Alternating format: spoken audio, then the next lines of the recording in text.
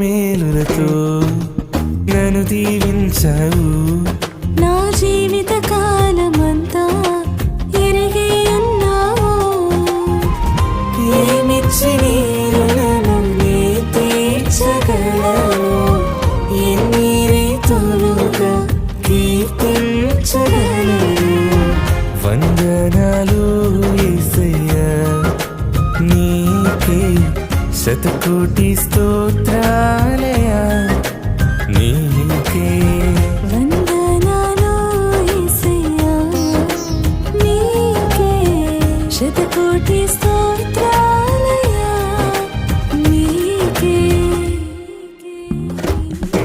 ఎన్నెన్నో మేలులతో నన్ను దీవించావు. నా జీవిత